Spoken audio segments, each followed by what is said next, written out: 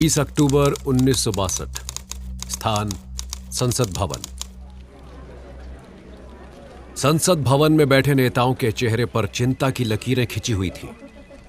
कुछ देर पहले ही सदन में तीखी बहस हुई थी जिसका कोई खास परिणाम नहीं निकला था। पंडित नेहरू खड़े होकर सदन और देश के लोगों को रिप्रेजेंट करने की तैयारी कर रहे थे। उन्होंने एक नजर भर सबको देखा। इस दौरान पंडित नेहरू के चेहरे पर भी निराशा नजर आ रही थी। आज पूरा देश उनके भाषण का इंतजार कर रहा था और जानना चाहता था कि भारत और चीन के बीच में युद्ध से पहले बनी हुई इस तनाव की स्थिति से निपटने के लिए पंडित जी के पास क्या उपाय हैं और उनका चाइना के प्रति रुख कैसा है। पंडित जी ने माइक थामा और बोलना शुरू किया। प्यारे देशवासियों और इस सदन के सभी सदस्य, मैं जानता हूं कि चीन और हमारे देश के बीच बनी इस तनावजन स्थिति पर आप सभी मेरा जवाब जानना चाहते हैं। ऐसे में मेरा कर्तव्य है कि मैं आप लोगों के सामने भारत और चीन के बीच बने इन नाजुक हालात की स्थिति को स्पष्ट करूं। मुझे बेहद दुख के साथ कहना पड़ रहा है कि हमारा पड़ोसी देश अपने कारनामों से बाज नहीं आ रहा है।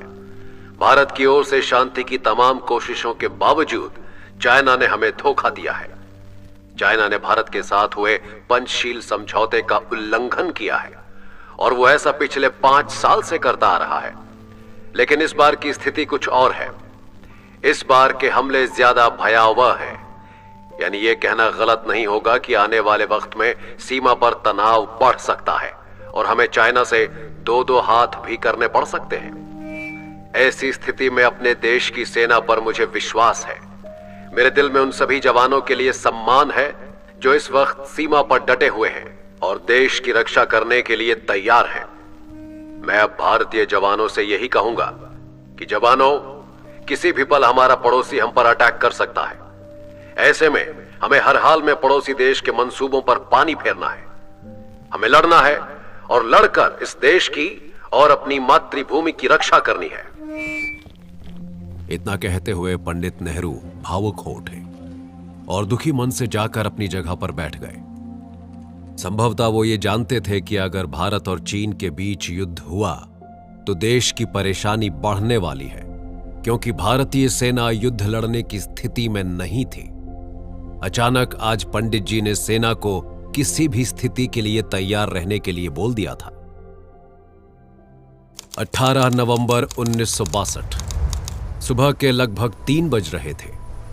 एलएसी के पास रेजांगला चौकी पर भारत के लगभग 120 जवान रात के सन्नाटे में चौकस खड़े थे। आसमान साफ था, लेकिन बर्फीली हवाएं बहुत तेज गति से बह रही थीं। सभी जवान अच्छे कपड़ों और जूतों की कमी के कारण हड्डियों को जमा देने वाली ठंड में कांप रहे थे, लेकिन फिर भी उनके चेहरे पर ताव था और वे निडर होकर पूरे साहस के साथ खड़े थे। सभी अपने सिर को ऊपर किए और हाथों में राइफल लिए खड़े अपनी सी कंपनी के मेजर शैतान सिंह भाटी की तरफ देख रहे थे। मेजर खामोश थे। एक पल के लिए उन्होंने सबकी तरफ नजर दौड़ाई। उन्हें सबकी आंखों में नाम मात्र भी डर नजर नहीं आ रहा था। 37 वर्षीय मेजर शैतान सिंह ने अपनी घड़ी की तरफ देखा और कहा, जवानों, मैं जानता हूं तुम लोग क्या सोच रहे हो। क्या तुम लोगों का यह प्रश्न है कि तुम लोगों को हमारी मातृभूमि की रक्षा के लिए शहीद होने का अवसर मिलेगा या नहीं? तो मेरा उत्तर है हां। मुझे लगता है कि अब वो वक्त आ गया है, लेकिन मरने का नहीं, बल्कि चुन चुन कर मारने का। यह युद्ध अब हम मरकर नहीं, मार कर जीतेंगे। मैंने हेडक्वार्टर पर कुछ और सैनिक और आर्टिलरी सपोर्ट के लिए रिक्वेस्ट भेज दी है। जब तक हमें अगली कोई इंफॉर्मेशन नहीं मिल जाती, हमें चौकस रहना होगा। आज मौसम खराब है और अंधेरा भी काफी है। ऐसे में दुश्मन सेना फायदा उठाकर अटैक कर सकती है, तो हमें तैयार रहना होगा। अंडरस्टूड? जी साहब जी, कैप्टन रामचंद्र ने कहा। तो फिर बोल क्यों नहीं रहे हो? जोश कहां गया तुम लोगों का? क्या तुम लोगों की रगों में खून की जगह पानी बहता है? नहीं साहब जी, ऐसी बात ना कहो। हम अहीर हैं और एक अहीर अपनी वाड़ी पे आ जाए तो वो अकेला 20 को मार सकता है।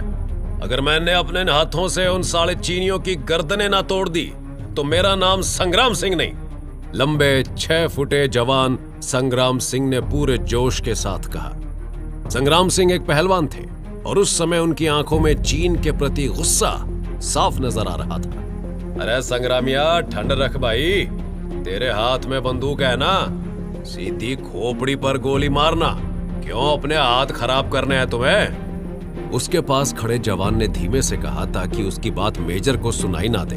शाबाश संग्राम सिंह, तेरी वीरता पर मुझे कोई संदेह नहीं है, और तेरी वीरता पर ही क्या, मुझे यहां मौजूद जवानों में से किसी की भी वीरता पर कोई शक नहीं।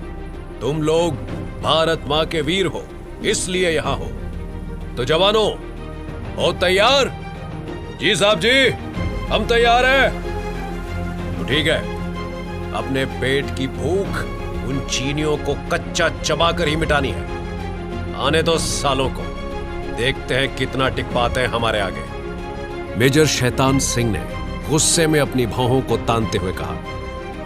जी साहब जी, हम सब तैयार हैं। बहुत बढ़िया, टेक योर पोजीशंस।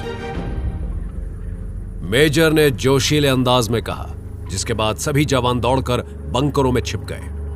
वो चुशूल घाटी की तरफ से होने वाली हर हलचल पर नजर बनाए हुए थे। कुछ देर पहले जहां उन्हें ठंड लग रही थी, वहीं मेजर की जोशीली स्पीच को सुनने के बाद उनका खून खौल उठा। वो सब चौकस थे और मेजर के सिग्नल का इंतजार कर रहे थे। तभी दूर घाटी में अजीब सी हलचल होने लगी, मानो हजारों की संख्या में सैनिक उनकी तरफ बढ़े आ रहे हों। उनके कदमों की आवाज ने घाटी में अजीब सा शोर पैदा कर दिया। तभी मेजर सिंह के पास बैठे रामचंद्र को वायरलेस वॉकी टॉकी पर सिग्नल मिलना शुरू हुआ।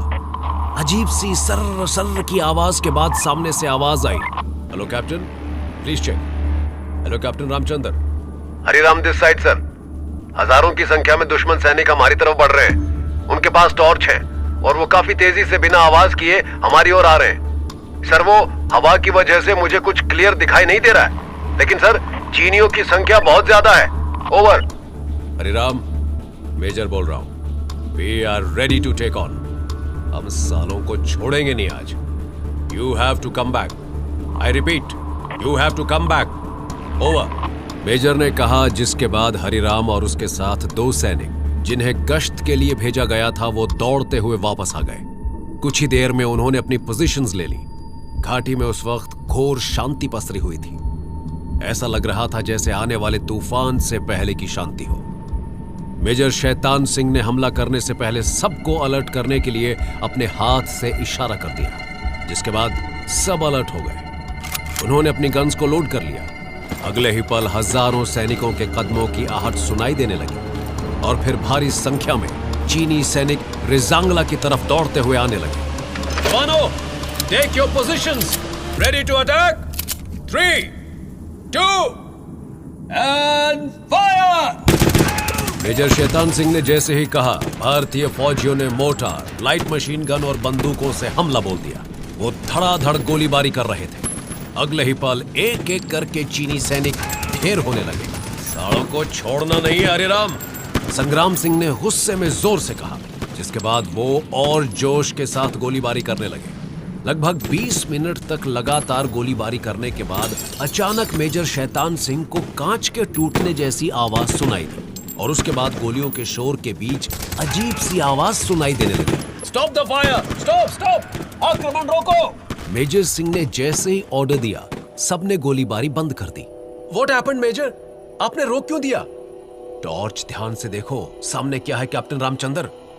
मेजर सिंह ने जैसे ही कहा, कैप्टन रामचंद्र ने टॉर्च लेकर सामने की ओर रोशनी को मारा। टॉर्च की रोशनी जैसे ही सामने पड़ी तो रामचंद्र के साथ साथ वहां मौजूद सभी सैनिकों की आंखें फटी की फटी रह गईं। साले चीनियों ने हमारे साथ धोखा किया सर। इन लोगों ने याकों को लैंप बांधकर भेजा है ताकि हमारा गोला बारूद खत्म हो जाए। रामचंद्र ने उदास होकर कहा, गोलीबारी करने के कारण चीनियों ने जो याक भेजे थे उनमें अफरा तफरी मच गई थी और कुछ तो मर भी गए हैं। वो सब निराश हो गए। तभी हुकुम सिंह नाम का light machine gun operator major Shaitan Singh की तरफ बढ़ा और उसने कहा, सर इस अटैक के बाद हमारा 30% से भी ज्यादा गोला बारूद खत्म हो गया। सर अब क्या करेंगे? मेजर शैतान सिंह चुप थे, तभी वायरलेस वॉकी टॉकी पर फिर से चर्र चर्र की आवाज आने लगी। Hello captain Ramchandra, may I speak to major Shaitan Singh Bhati? Over. This side captain Ramchandra sir. Yes you can. Over. I am the head of Army Headquarter. I have a message for you, Major Singh. Do you hear me? Yes, sir. Please pass the message. I repeat, please pass the message. Major Singh, we are really sorry. हम आप तक मदद नहीं पहुंचा सकेंगे. Over. पर sir, हमारा 30% गोला बारूद खत्म हो गया है. We want artillery support. और हमें कुछ और सैनिकों की भी जरूरत है. I repeat, sir, we need help. Over. Major Singh, we are sorry. We can't support you. Artillery support आप तक नहीं पहुंच सकेगा because बीच में एक खड़ी चट्टान है और अभी हमारे पास enough force नहीं है. So if you want, you can leave the post immediately with your battalion. I repeat, if you want, you can leave the post. Over and out.